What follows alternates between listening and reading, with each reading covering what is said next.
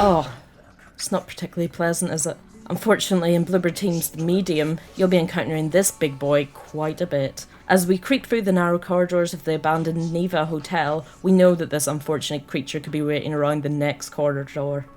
But, actually, we know from our hours spent with the medium that this creature, called the Maw, won't simply jump out on us. That would be a bit too easy. Instead, we'll probably stumble upon him in the next room. His sheer appearance alone, combined with his intent to wear me like a glove, enough to send shivers down my spine. But we can't even be sure that that'll happen. This isn't a game that's easy to predict.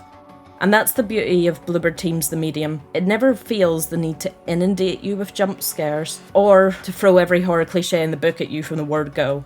Instead, the tension is built slowly and deliberately. When you think you know what to expect from this psychological thriller, the formula is changed up once again, creating a constant sense of unease. While that unease does fill you with dread over the 11-hour playtime, that's not the developer's only ambition. Instead, Bloober Team have crafted a story full of twists that makes you want to persevere and unearth the mysteries of the Niwa Hotel and what ties it to our medium protagonist, Marianne.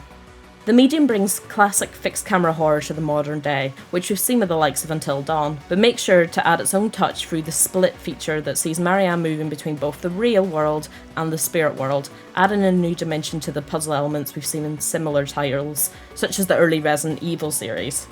And while there are some pacing issues in the latter part of the game, and the story at times can be hard to keep up with, it proves that Bloober Team has the perfect formula for scaring the shit out of us.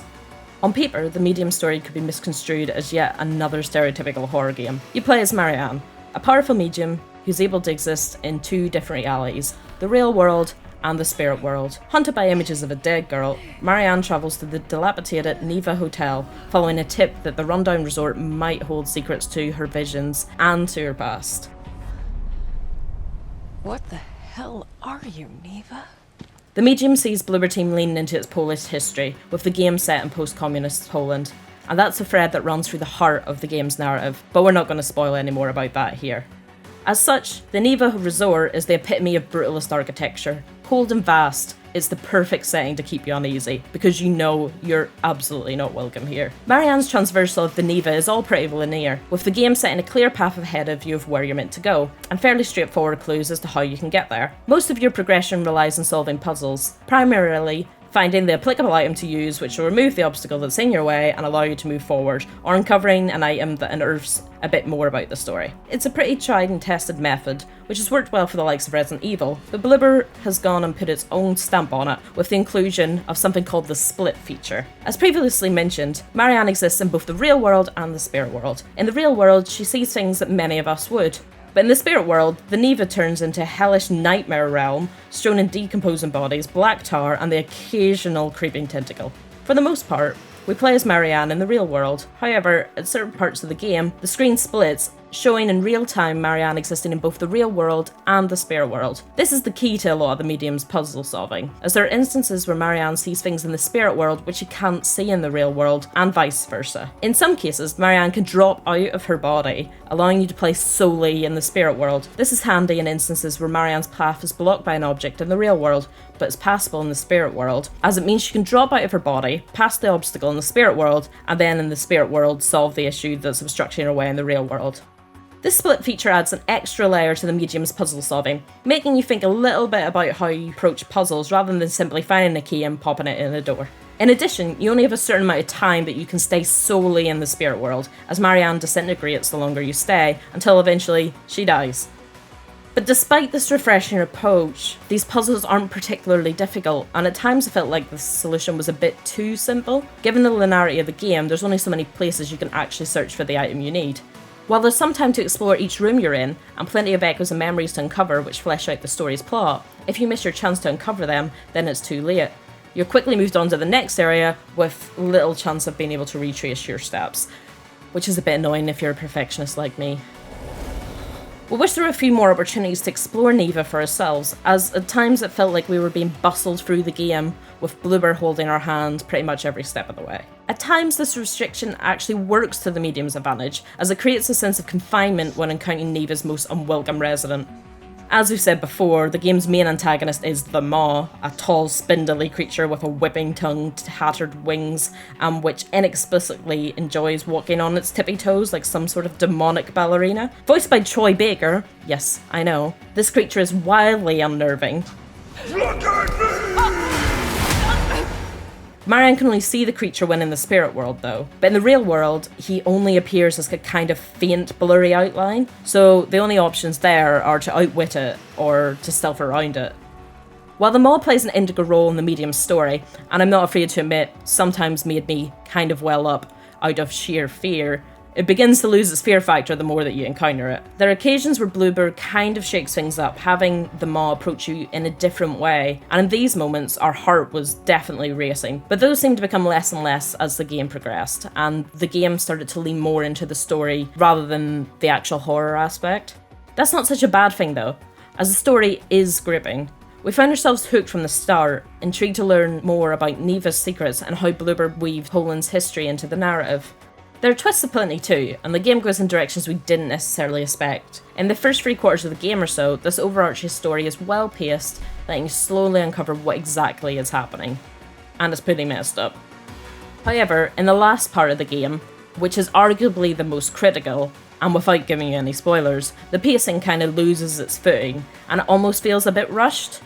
Several days later, I'm still trying to piece together certain parts of the story where maybe I missed a line or didn't quite understand what was happening because there was so much happening at once. I still understand the full story, of course, but it's just those little details which are kind of critical and got a bit lost just in the influx of information we were getting near the end. It's a real shame, as we were completely taken in by the medium for the most part. And if we'd been given a bit more time to marinate on the bigger revelations of the endgame, or given more time to breathe, then it would have done wonders for the impact of that story. While there's some aspects where the medium falters, the atmosphere is absolutely not one. Bloober does a fantastic job of making you feel consistently uneasy through both the previously mentioned environment of Niwa itself and the wonderfully crafted score. One of the medium's biggest flexes is that its score has been jointly composed by Silent Hill composer Akira Yamaoka and Bloober Team's own Arkadiusz Rakowski. While Yamaoka was tasked with composing the Spirit World score, Rakowski scored the Real World. The two scores work brilliantly, both together and standalone, with the shift between the two scores being immediately obvious as you step from one world into the other. While the Spirit World is immediately kind of haunting, laced with intermittent chimes and, melancholy vocal sounds. In contrast, the Real World score gives us major 80s horror vibes, thanks to its heavy use of the synthesizer. And it's not just the score which harks back to classic horrors of days gone. The medium features a fixed camera, a la Silent Hill and classic Resident Evil. While we don't see this camera angle used much in modern games, it does wonders in creating that constant feeling that you're being watched, though it may be difficult for players who aren't used to that fixed camera angle to get used to. All this comes together to make a game that feels like a fitting tribute to these titans of the genre. It creates an unpredictability to the medium that sees players constantly on edge from the fear of the unknown, rather than expecting a jump scare when it seems fitting to have one. The medium has only one jump scare, and when it's used, it absolutely works. I'm not going to tell you where it is, you can enjoy that for yourself. The medium's smarter than your average horror game. Rather than relying on jump scares for cheap thrills, it does a brilliant job of slowly building an atmosphere that has you on edge throughout. But this isn't a game that's just about scaring the bejesus out of you. There's also a well-crafted story here that contains plenty of twists and turns to keep you guessing, and that add to the game's unpredictability, while the split feature adds an extra layer to that classic puzzle element. Unfortunately, the medium's let down by poor pacing in the endgame that could see you losing track of the story if you don't pay close attention, and which tries to do a lot in the space of a short time. After all, the game's just 11 hours long. We also find that we wanted more of an opportunity to explore the medium's world, and at times I feel like we were being shoved along in the story with little time to breathe or take in our surroundings. The medium's not the longest game, but the price does reflect that. Where most Xbox Series X games could set you back around 60 quid or $70, the medium comes in at 40 quid or $50, and right now they've got a pre-order sale on that's knocked a bit more off that price. In addition, it's also free on Xbox Game Pass. We'd recommend the medium for those who love a classic horror game that's a bit smarter in the way that it terrifies you, and despite its downfalls, we thoroughly enjoyed it.